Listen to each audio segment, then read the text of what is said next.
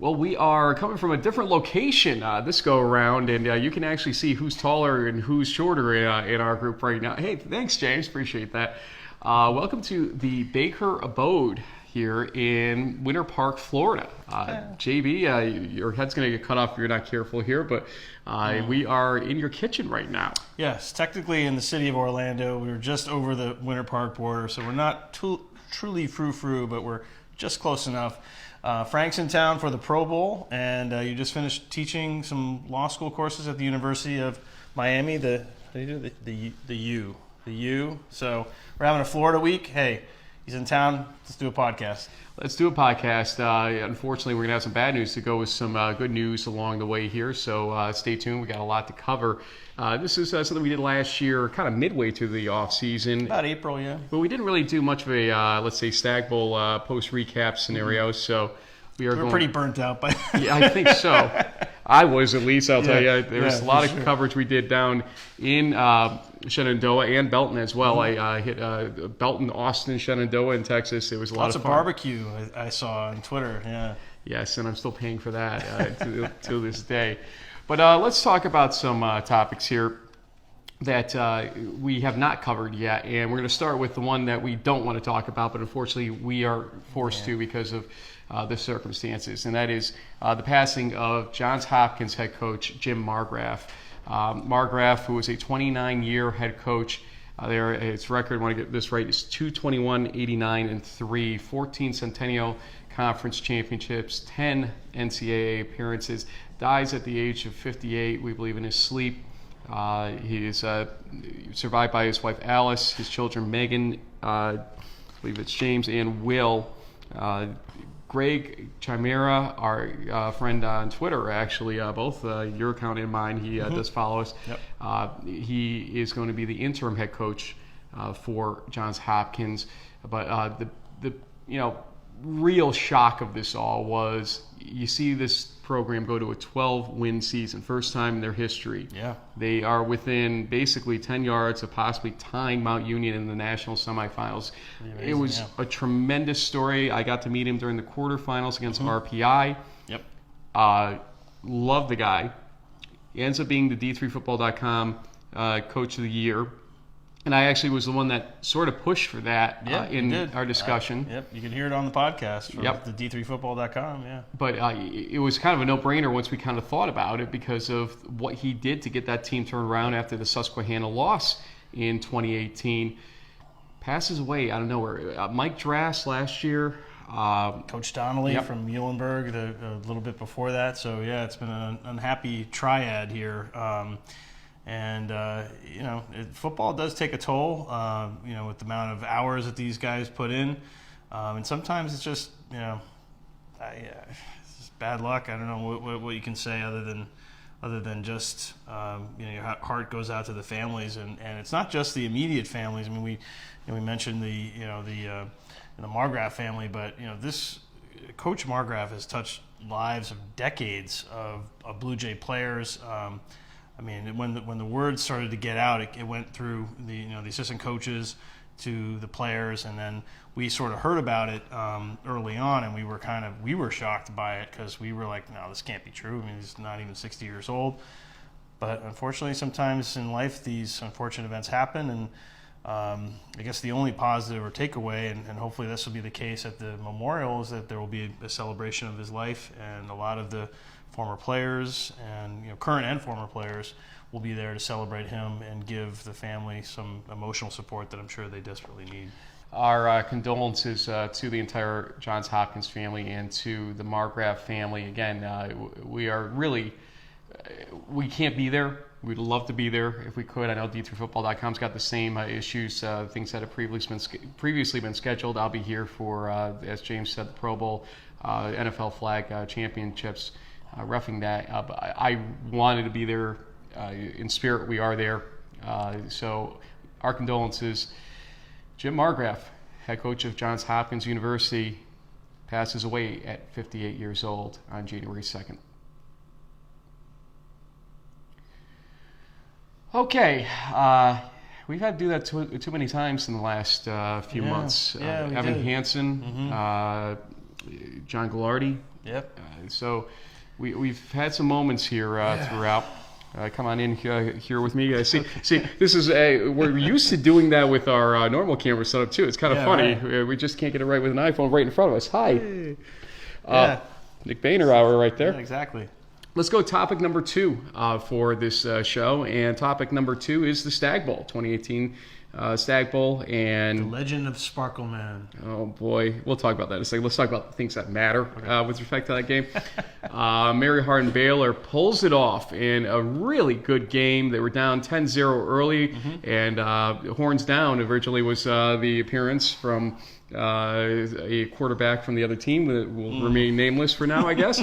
But horns down didn't last for long if they even had the right school when they were doing that. Yeah. Mary Hardin-Baylor from Texas comes back, and you got to look at T.J. Josie as a huge reason for that. The senior receiver played multiple positions technically in that game, really did. Or was utility. And did everything, Caught balls, had that great touchdown catch that really was, I thought, not going to be a completion, and it was right in front of me. He got that one.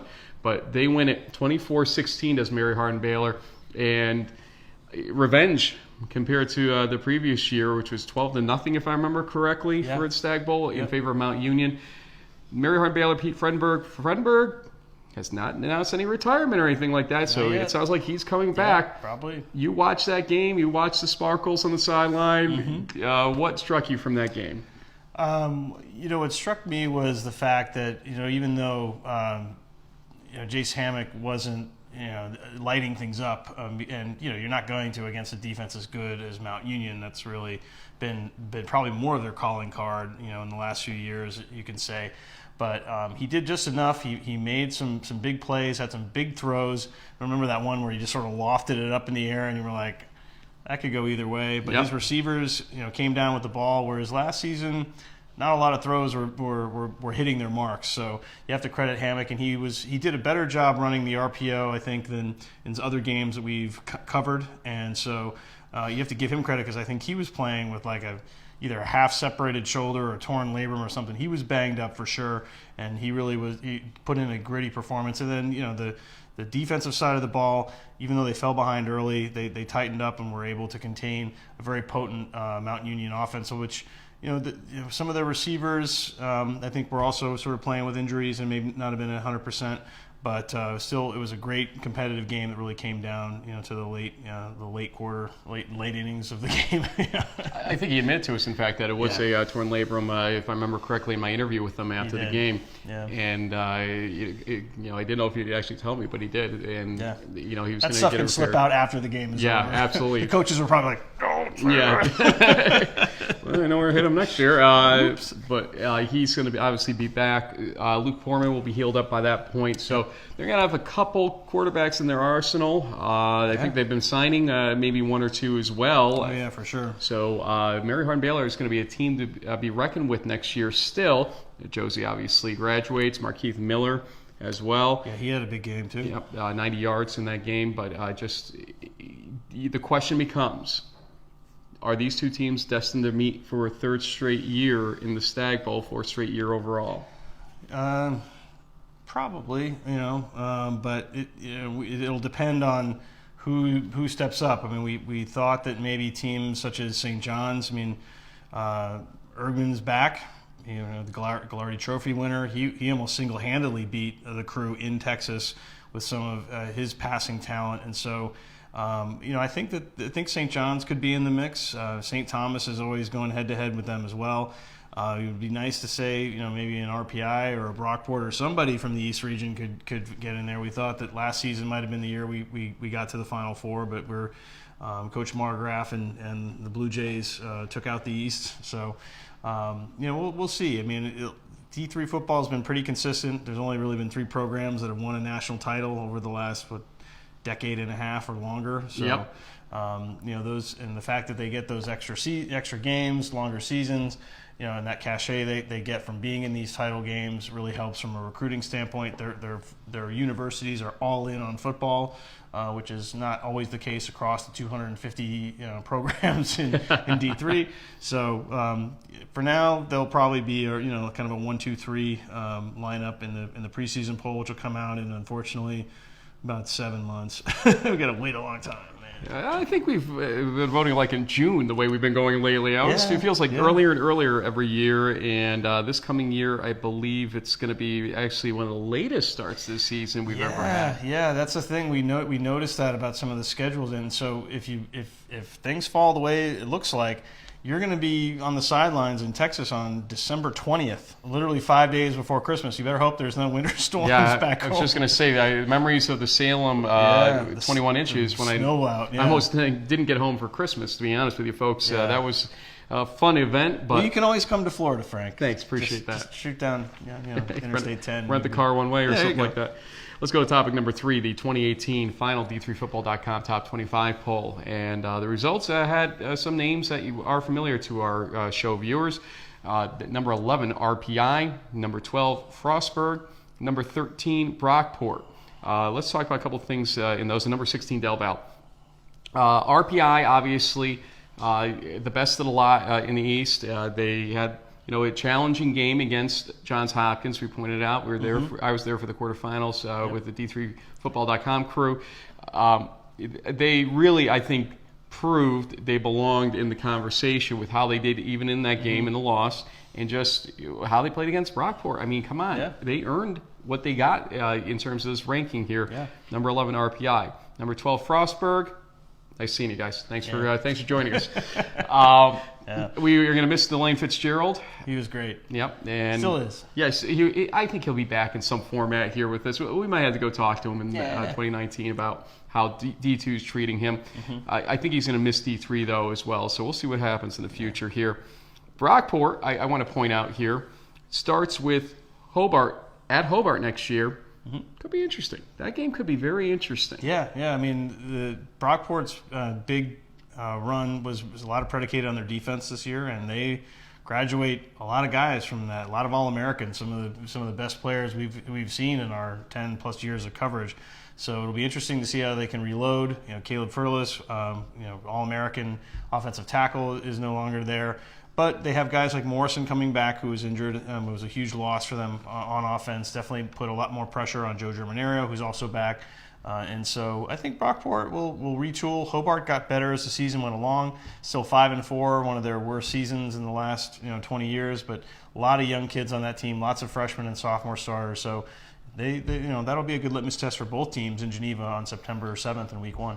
Del Val, interesting story coming up at number 16. First off, Coach Drock from Wilkes will be talking a little bit about them with Pat Coleman. If you haven't heard it already on the Around the Nation podcast for the month of January, which is coming out, I think, on Thursday at some point. We're recording this on Wednesday, so they may cross somehow here. But you'll want to listen to that for some discussion about the MAC in general.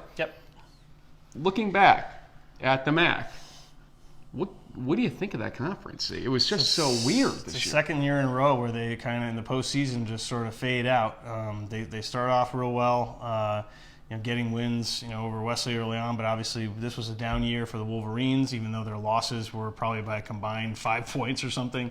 Tough breaks for them. But they're hard to kind of figure out. I mean, it's a very deep conference. It's one that has a lot of solid teams and programs, but it's also one that's been a little bit topsy-turvy, herky-jerky, whatever the right term is. It's been a little. I think they are no longer. I mean, for a while there, at least a decade ago, they were pretty much one of the top conference, number 1 or number 2 overall in the East. Now I'd say they're more like 3 or 4. Yeah, and kind of a mystery to us what happens from here. I mean, when your Misericordia is basically giving a challenge at the top of your conference, you got to wonder what's going on. FDU Florham as well had some moments. We'll talk more about them in a second for a couple of players. But the MAC you can't really figure them out. And Del Valle gets number 16 ultimately after their hard-fought loss against Muhlenberg in that first-round game they played. Others receiving votes, not many really from the East. Montclair with 2 points, Ithaca with 1, Wesley with 1 as well. Talk about Wesley a little bit here in terms of, that's historically low. Yes. They obviously missed Coach Strass last season. They obviously wanted to play hard for him, posthumously, and Coach Knapp, who's much loved. Do they come back, especially with Frostburg now out of the mix? I think they will to a certain extent, and I think in this year was definitely a learning experience for Burroughs. He's just one of the. He kind of reminds me of Jameis Winston a little bit. He has the ability to make big plays, but he's also a little bit turnover prone. In the games that they struggled in, although ironically, I think the game where they beat Salisbury, he overcame like 4 or 5 interceptions to win that one. But if they can get better control over the turnover situation, if they haven't lost too much to graduation, and I'm sure they're looking to reload there. They always do. So a little bit of a down year, but I imagine the Wolverines will be back with a vengeance in 2019. Let's go to topic number 4, and that is the East Region players in All-America teams from the D3Football.com collection of All-America teams, especially the first and second team we're going to focus on here because there were plenty of third and honorable mention team players that were in there. First team, Austin Dean from Brockport, defensive tackle, who was the East Defensive Player of the Year, if you remember correctly. And Michael Rasek from Widener, the punter. We'll talk a little bit more about Widener coming up here. Yeah. They had an interesting season, but they did get a first-teamer up there. Widener is one of those teams we thought was going to really compete this season. Yeah. Didn't. Again, more on that in a little bit. Let's talk about the accolades instead of some of the depressing moments. Mike Panzerino, FDU Florham, wide receiver, second teamer. His numbers are just incredible. Coach Robertson is just lighting it up down there in Jersey. We're getting these really talented guys. And also, this is kind of an interesting thing because we have 3 players in the second team from the East on the offensive line. Caleb Fredilis, first off, from Brockport. I was out there kind of pounding the table about him because he had just a tremendous season on a greenish, let's call it, no pun intended, Brockport offensive line. A green in terms of experience out there. And he really was a great leader for them. Absolutely was. And Coach Potter is out there saying the same thing, and we agree wholeheartedly and glad to see him there. Then Andrew Houck from Salisbury is the guard, or one of the guards. And Riley Hartman from Frostburg State, tackle. We had fun with him and his crew. The whole offensive line. That was one of our most epic interviews of 2018. I've never had an entire position unit on. Another reason why we're going to miss Delane Fitzgerald because that was all his idea. Oh, you want an offensive lineman? I'll give them all. Yeah, I'll give you all. Minus one who was in class. Yeah, we felt bad we were missing one. And also we have Isaiah Turner, FDU Florham linebacker. Couple Devils on there. Yep. Yeah. And Elijah Rem, the returner from Rowan, who had some incredible moments throughout the season. Especially to start it right off. I think he had a couple of touchdowns. Widener? Week 1, yeah. Yep, that game was a great game to watch. And then, let's talk about topic 5 now, coaching changes. Let's start with the name we keep dropping here, Widener. And Mike Kelly, after 5 years as head coach, is gone. I don't know if he's blaming Google still for this, but there has not been a head coach named. Now, not yet. Yeah. We hate to do this, but at the same time, I think we're required to in terms of what we try to do here, which is tell the story. We were reached by a player this season on Twitter. And it was some uncomfortable topics going on about the leadership at Widener and what it all meant. I know that there was a much beloved African-American assistant coach whose name is escaping me right now. Henshaw. I think you are correct there. Who our defensive coordinator, I believe. Who sort of mysteriously, without much fanfare, was left the program. And I think that was, for some people, a real red flag of things going on there. Yeah. I don't know what it exactly means. I don't know what happened, nor do you, I don't think, as well. But no. And he wasn't the only one. There were 2 others as well.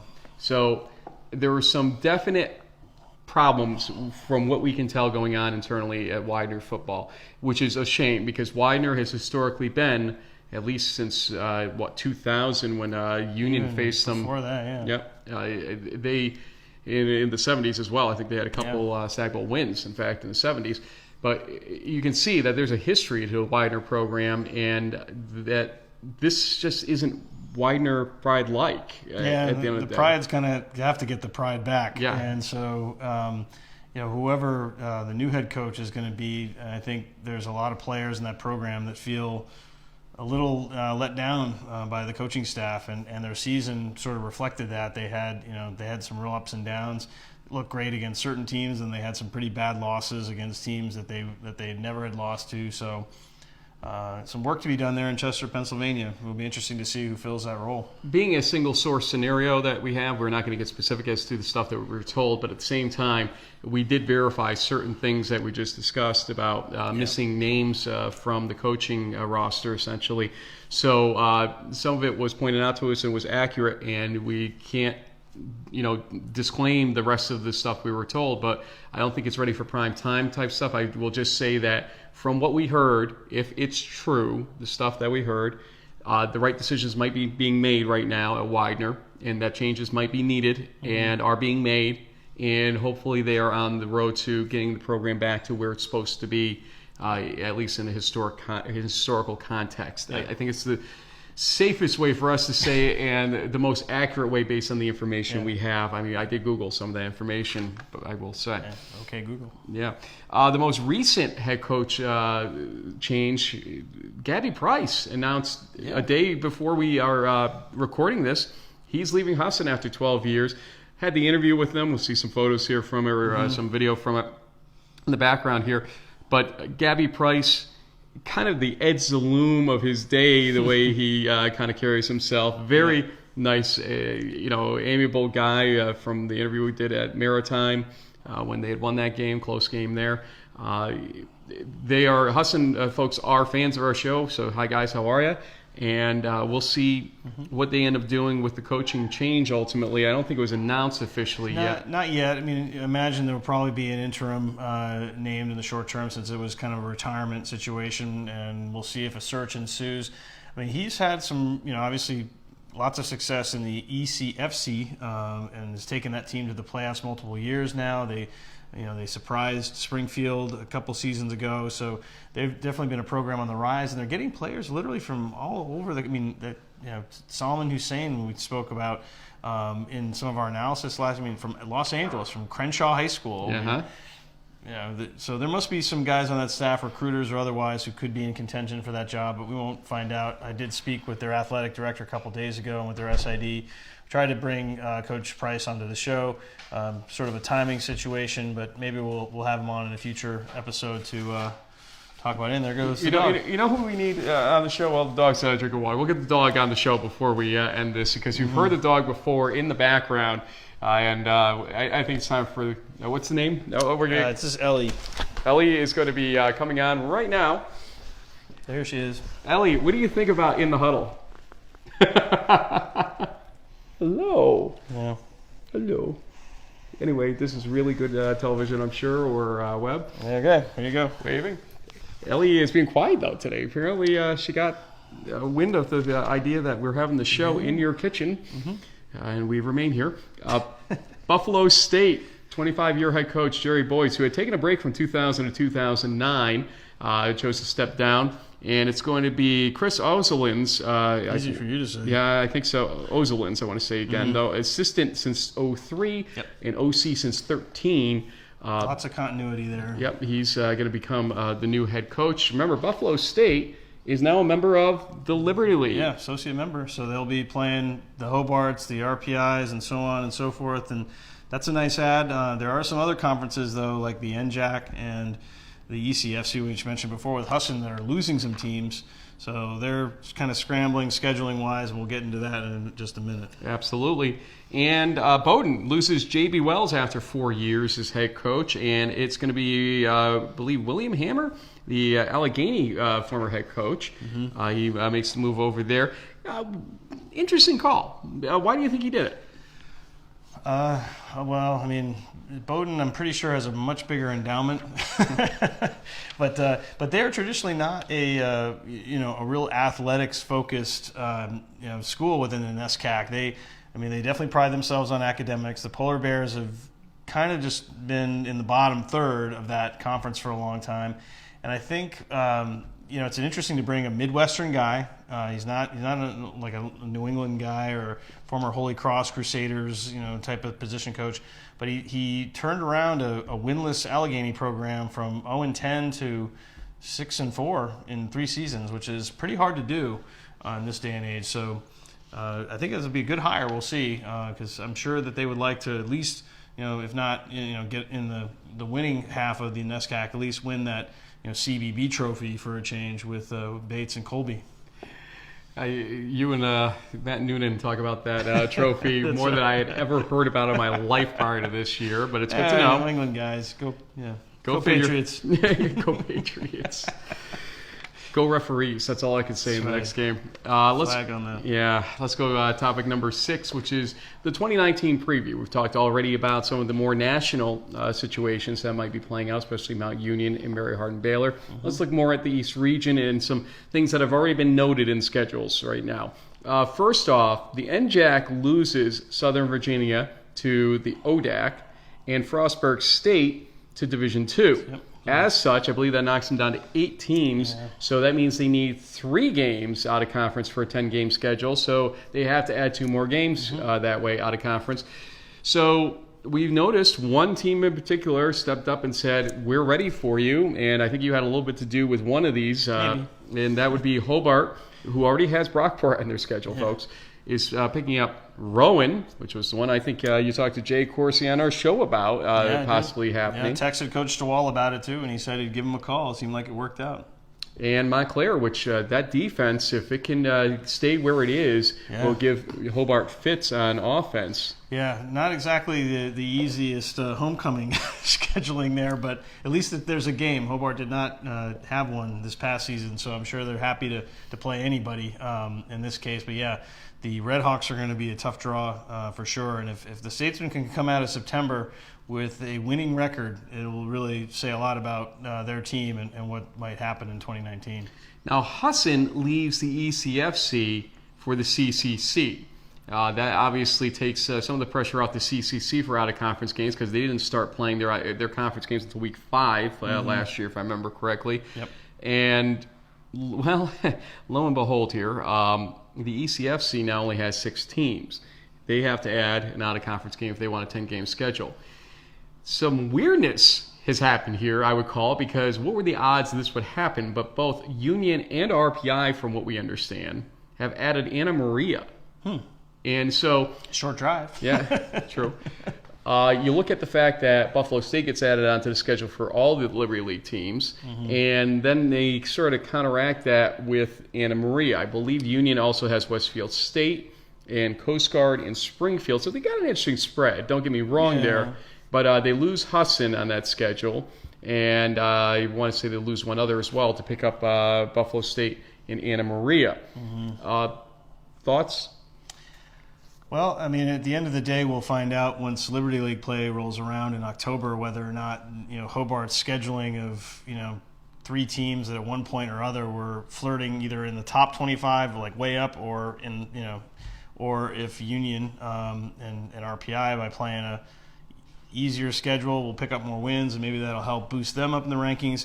I can't really ding RPI too much because they proved, what kind of program they were. I mean, and you can't really ding Union either because they beat RPI in the last week of the regular season. I heard the rumors. Yeah, so, we'll see how it plays out. But, I think it's week 5 or 6 is when Liberty League play gets underway. Hobart will go to Union, I think, this year. And I think RPI is once again playing Ithaca right off the bat. So early on in October, that race will be kind of laid out. But it'll be interesting to see how it all shakes out.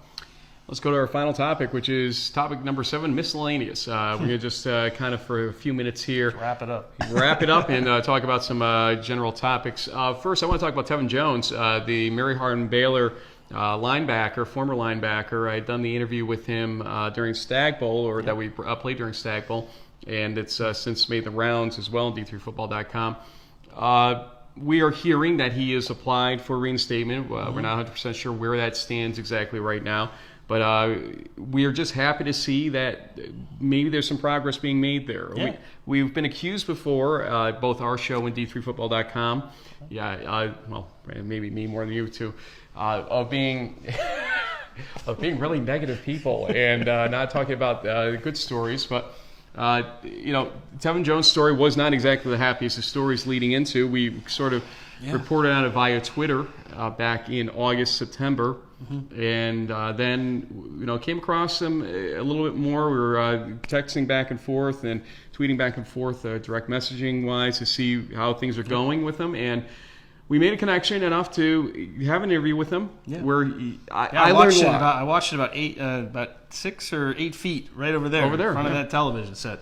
And he really came off as a very honest and mature. I mean, he was vulnerable about the difficulties he had and the work that he's doing to try to turn things around for himself. So I really give him a lot of credit because it's not easy to do, especially. I mean, normally Division III athletes aren't going to get like the ESPN type of coverage, and the fact that he went on in front of a national audience and owned up to some stuff, but he also was very positive, very hopeful, and I think it's a great story. I hope things work out for him. We see him back on the field and in the classroom in the fall. And I give kudos to Mary Hart and Baylor as well. I reached out to President O'Rear at Mary Hart and Baylor. He gave me some great response. We'd send him a link to the interview so he could see what was being said. Yep. And, not often do schools or institutions that kind of pipe in God this, God that, and religion this, religion that, do they forgive and forget? And we'll see if they do in this case. But it seems like there is the possibility where they are going to practice what they preach literally there. If they do, kudos to them, and let's hope that it works out well for everybody involved. Yep. I really do hope that. Yeah. On the flip side, Tevin Jones ran into legal problems. We should also discuss the fact that D'Angelo Fulford's next calendar call from Mount Union is on January 25th, Friday. The 7th one? Is this? I think it is number 7, actually. Yeah. So punt. We'll see if anything actually develops, if they maybe finally reach resolution for him. For all the back and forth with D'Angelo that I've had, either from afar or even directly with him last year, and some oddness on the Stagg Bowl sideline, I'll say that much too. Okay. My takeaway is this: I hope the adults in the room, as an attorney, I say this, do the right things by him, because there's no reason to keep this thing going past his playing days in college. I think he's somebody that aspires to go pro. We'll talk about some possibilities for how that works in a second, at least additional opportunities for it. But it doesn't make sense to keep this going. Get rid of this. Yeah. Get him down to a misdemeanor that is no jail time, and get him done with it, because it's going to be in some way always on his record. Mike Kelly tells us Google will always account for it, apparently. Blame Google. Apparently will. So it did. The point being, I hope his attorneys, I hope the adults in the room, the ones that are trying to oversee this. What do you think of the first thing the general manager or a scout from a pro team is going to ask him about? So what was with that episode back in 2015, I think it was. And it was a long time ago, but still. And, why didn't it get cleared up sooner than 2019, 4 years later? Just because it's aging doesn't take away the importance of it, but it is to that point of ridiculous where, I'm sure he's become a better person in 4 years under Mount Union's watch. So for sure, get it done, folks. Please. Yeah. I hope it is done on Friday for everybody's sake. Enough's enough. Yeah. I don't want to keep talking about it. I really don't. Pro leagues. AAF, the Alliance of American Football, will be debuting coming up after this NFL season. Yep. And Hobart's Brandon Shedd, I believe, is on which team? The San Antonio Commanders. And there are a few Division III players kind of scattered throughout these 8-team rosters. We actually have a team here in Orlando called the Apollos, and they're going to be kicking off on Saturday night, February 9th. It's going to be on CBS, a nationally televised game. And so it's a one of soon to be several opportunities for Division III players to have a chance to launch into the NFL. And so it'll be interesting to see how this league is met from marketing and what the quality of football looks like. The XFL is supposed to start in 2020, a little bit of a later start. They're going to be in 8 markets, including Tampa and a few others more further north. The AAF is mostly like a southeastern and a west coast league by the structure of it, and I think they did that intentionally, given the games are in February, March, and April. It's like 60 outside right now. Down Amen. Here, 70, so makes more sense. But it will be interesting to see, what Vince McMahon and company do when they revive the XFL, and so more opportunities for players. I know that there are some guys. Like there's the tackle from Wisconsin Whitewater who's playing in the Senior Bowl, kind of like Ali Marpet did. I'm not sure, he's not getting the same kind of buzz as like him or Matt Gono, but it's great to see these guys getting opportunities, and the AAF and the XFL and other leagues that are starting to pop up will certainly do that. One thing I want to say, and I don't know if she's listening right now. If Jen is listening, Jen, come on over. We need you, Jen. Uh-oh. She might have her headphones on. She might have her headphones on, but she doesn't want to listen to us. We want to thank her. First Yes. off, I want to say happy anniversary to her and you next month. It's coming up in about a month from now, almost a month and a few days. Yep. Will be your 1-year anniversary. I got to marry you two off together. That's right. You're going to That's show right. a picture. It's in our intro, basically. Yeah, I'll see if I can actually get her to come over here.